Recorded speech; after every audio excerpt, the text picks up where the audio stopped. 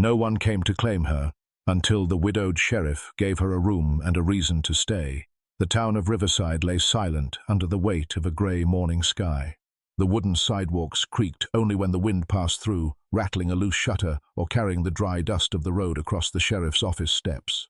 Sheriff Aaron Cole sat alone at his desk, the smell of stale coffee clinging to the room, his hand resting on an old photograph of a woman whose smile had faded with the paper's yellow edges.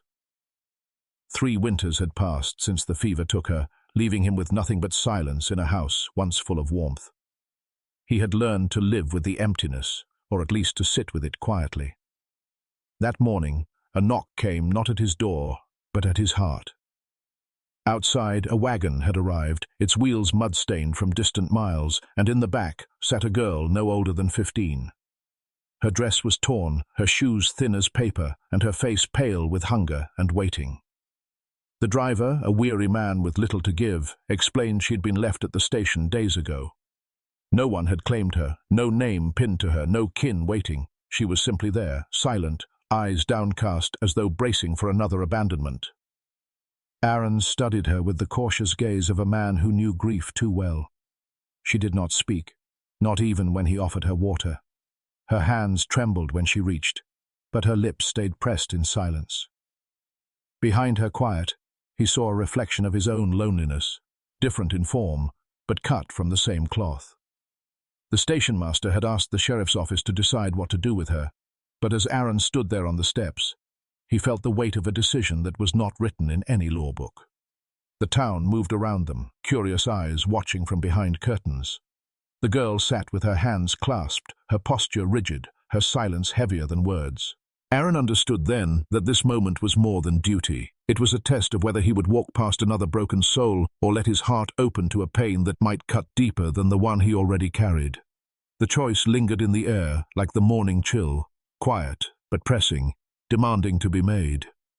Aaron guided the girl inside the sheriff's office, though she hesitated at the threshold like a stray animal unsure if the doorway was a trap.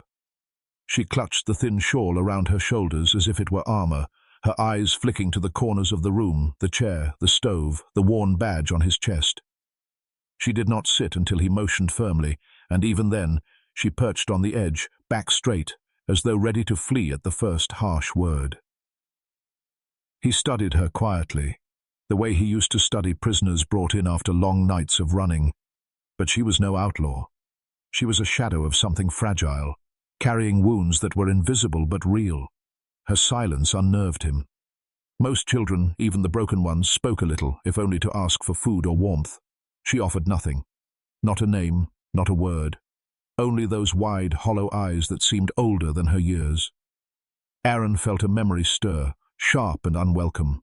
He had once seen the same eyes in a mirror the night he buried his wife. The town had offered food and condolences, but when the door closed, it was just silence and a heart unwilling to speak. He remembered sitting at the kitchen table, his hands trembling, the lamp burning low, feeling like a boy again, powerless and abandoned by the world. That same hollowness was now staring back at him from the girl. He wrestled with the thought that maybe this was not his fight. There were homes, orphanages, churchwomen who took in strays. He could write a letter, hand her over, and be done with it. He was not equipped to heal someone else's wounds when his own remained open. Yet when he rose to fetch another blanket, her small hand twitched on the table as if to reach for him, but then curled back into her lap. That tiny movement struck him harder than any bullet he had ever faced. The lawman in him said it was not his responsibility, but the man who had once loved deeply, who had once held his wife's frail hand in her final hours, felt the crushing weight of what walking away would mean. She had been left once already, discarded as if her life carried no worth.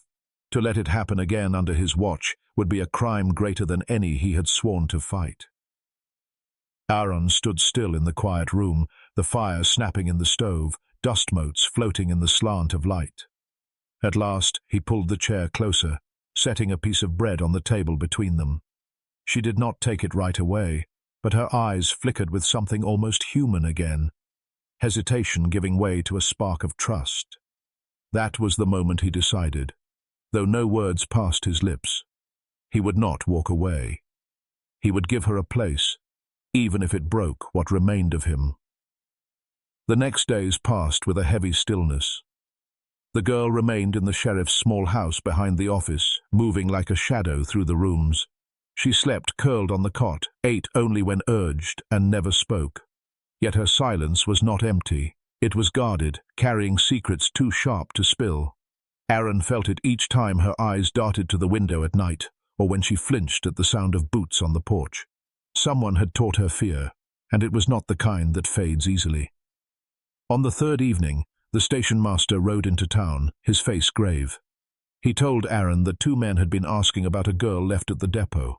Rough men, strangers, the kind who carried their meanness like a badge. They offered money for information and left the warning that they would return.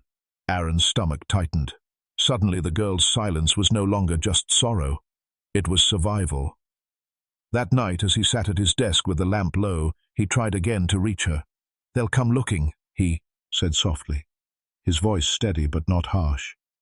"If I don't know your truth, I can't keep you safe." Her hands gripped the blanket tighter, and for a moment he thought she would stay locked in her silence. But then, with a trembling voice barely louder than a breath, she whispered, "My father." The word cracked the air open. She spoke no more, yet Aaron did not need a long confession to see the picture. A man who could abandon his daughter at a station could also send others to fetch her back like stolen property. The sheriff's jaw clenched, the image of his own father flashing briefly in his mind, a man who had once ruled with fists instead of kindness. He remembered hiding under the barn rafters, praying the shouting would pass. Now the same darkness had found its way to the girl under his care. The town itself was no refuge. Strangers always drew attention, and whispers spread faster than dust on the wind. The 2 men would not give up easily. The girl was not just abandoned, she was claimed by danger that still hunted her. Aaron understood then that keeping her meant more than giving food and shelter. It meant placing himself in the path of men who had already marked her as theirs. As he checked his rifle and bolted the doors, he felt the familiar pull of law and duty. But this was different. This was personal. She had become more than a charge of the sheriff's office. She had become the fragile thread tying him back to humanity. If the men returned, there would be no middle ground. He would have to choose between turning her over or standing against them, no matter the cost. And in that gathering silence, with the wind howling through the cracks of the old house, Aaron knew the storm was already on its way. The days that followed carried a strange calm, the kind that settles before a storm. Aaron kept the girl close, not forcing words, only offering the quiet rhythm of daily life. At first, she lingered in corners, moving softly as if afraid to disturb the air itself. But gradually, the silence between them became less of a wall and more of a space where trust could grow. One morning he brought her out behind the sheriff's office where the fields opened wide under a pale sky. He placed his old rifle in her hands, steadying her trembling grip. She looked at him in alarm, shaking her head, but he spoke gently. "It's not for killing. It's for standing tall when fear comes." He guided her hands, showing her the weight of the weapon, the patience of breath before a shot. She never fired, but she learned to hold it without shaking. It was enough. He saw something shift in her posture, a tiny spark of strength returning to a body that had only known shrinking away. In the evenings, he taught her smaller things: how to stir beans over the fire without burning, how to mend a torn hem with steady stitches. She watched his hands closely, mimicking the movements, and for the first time her lips curved into something faintly like a smile. Not wide, not free, but enough to remind him that children were not born broken. They were broken by others, and sometimes they could be pieced together again. One night, as the wind rattled the shutters, she noticed the scar along his forearm. She reached out, hesitant, her fingers tracing the pale line. Aaron did not pull away.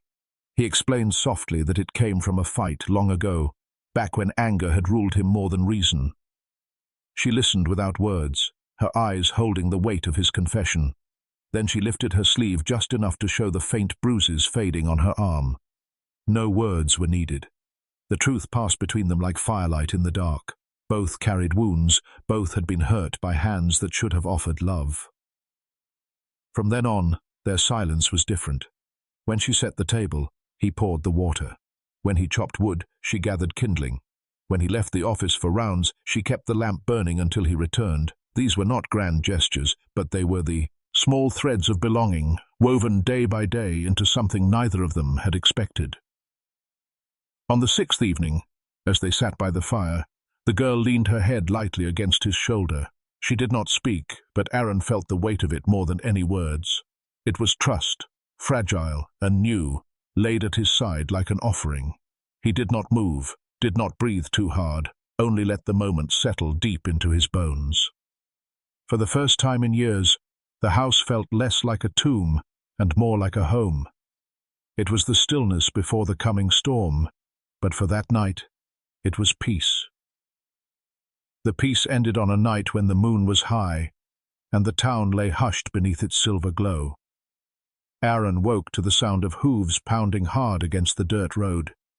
Two shadows dismounted outside the sheriff's house, their boots crunching gravel, their voices sharp and careless. The girl stirred on her cot, her eyes wide before a word was spoken.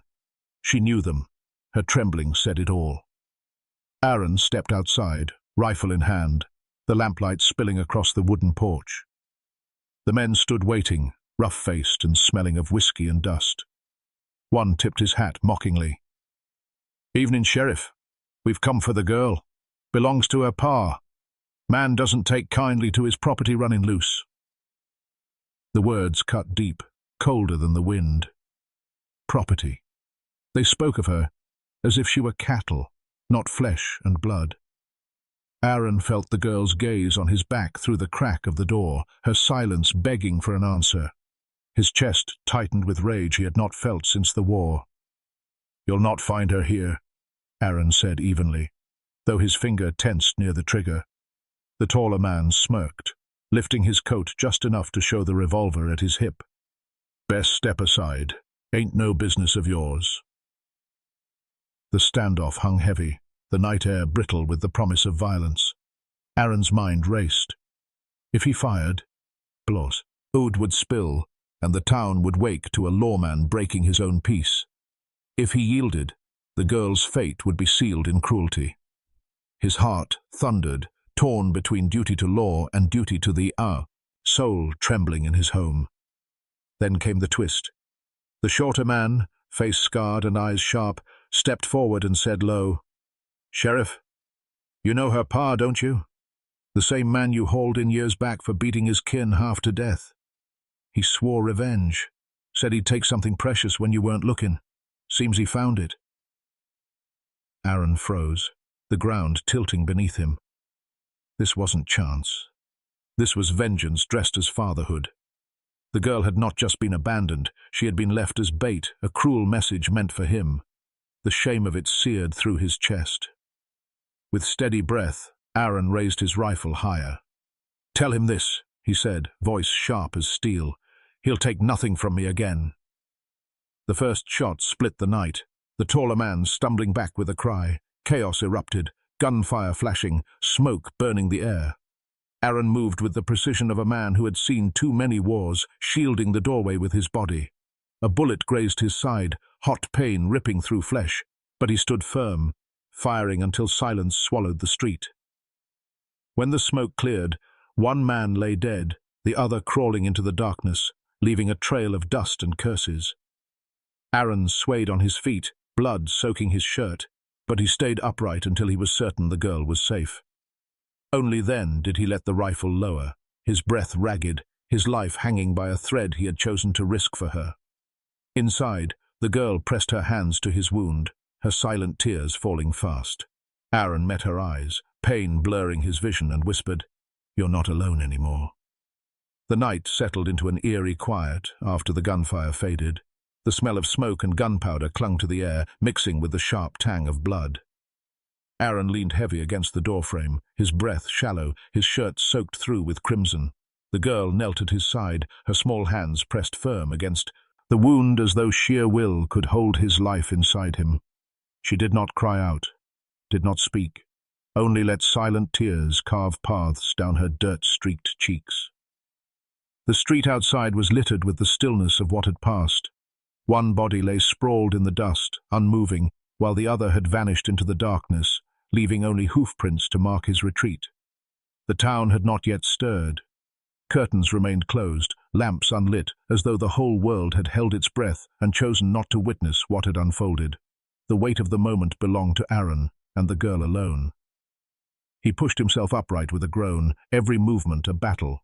She reached to steady him, her thin arm under his, guiding him inside as if her small frame could bear his years of burden. They made it to the cot where she had slept nights before, and with shaking determination she fetched water, tore strips from her own dress, and bound his side. He watched her with blurred vision, struck by the quiet strength in her hands. She had been broken, yes, but within her burned a resilience no cruelty had managed to snuff out. The hours that followed were filled with silence. Aaron drifted in and out of waking, each time finding her still there, watching over him with eyes that refused to leave. She lit the lamp when the flame died, fed the stove when the room grew cold, and sat so near that he could feel her presence like a shield. Not a word was spoken, yet in that silence a bond was sealed stronger than any vow. By dawn, the street was washed pale with morning light. The undertaker's wagon came for the body, wheels rattling softly over the dirt. Aaron stood weakly at the porch, the girl beside him, and together they watched the shape disappear into the horizon. Neither spoke. The moment did not need words. It was farewell to violence, farewell to what had been, even if only for a time. When the last sound of wheels faded, Aaron looked down at her. She met his gaze with tired eyes, no longer hollow, but filled with something fragile, trust, perhaps even belonging. He reached a hand to her shoulder, not as sheriff to charge, but as man to kin. She leaned into it with the weight of someone who had at last found ground firm enough to stand on. The threat was gone, but its shadow lingered. Still, in the quiet of that morning, with the dust settling and the town slowly waking, there was a sense that they had survived something greater than bullets. They had survived being alone. Weeks slipped quietly into months, the memory of that night fading into the whispers of town gossip, then into silence. Life in Riverside moved on, as life always does, but for Aaron and the girl, nothing was the same. The wound along his side healed into a scar, a reminder etched deep into his skin, but it was not the mark of loss. It was the mark of what he had chosen to protect. The girl, once a shadow pressed into corners, began to move with the rhythm of belonging. She swept the porch, tended the small garden out back, and even learned to greet townsfolk with a nod instead of a flinch. Though her voice remained rare, her silence was no longer the silence of fear. It was the quiet of someone who had found a place where words were not demanded, only trust. Aaron too felt the change. His evenings were no longer spent in empty rooms staring at photographs that tore him apart. Now, when the sun fell, there was the soft clatter of dishes being set, the faint hum of a girl at work, the steady pulse of a home alive again. He still carried grief for the wife he had lost, but it no longer hollowed him. Instead, it made him gentler, more careful with the fragile life entrusted to him. On a spring morning, they walked to the small cemetery at the edge of town. Aaron placed fresh wildflowers at his wife's grave, and without needing instruction, the girl laid a single white stone beside them. He looked at her then, and though no words were spoken, the gesture told him she understood. The past was not forgotten, but it could stand beside the present without crushing it. In time, the town stopped calling her the abandoned girl. They began to call her the sheriff's girl, the one he had given a room and a reason to stay. She was not his blood, but she had become his family, stitched into the fabric of his days. And when the nights grew long and the wind rattled the shutters, Aaron no longer felt the weight of silence pressing him down. Instead, he heard the quiet breathing of someone safe in the next room, and it was enough. The house that had once felt like a tomb now carried the fragile hum of life. It was not perfect peace, but it was survival, and survival was its own kind of grace. The last line of his story and hers was written not in words, but in presence. Two souls, broken yet bound, finding shelter in each other's shadow.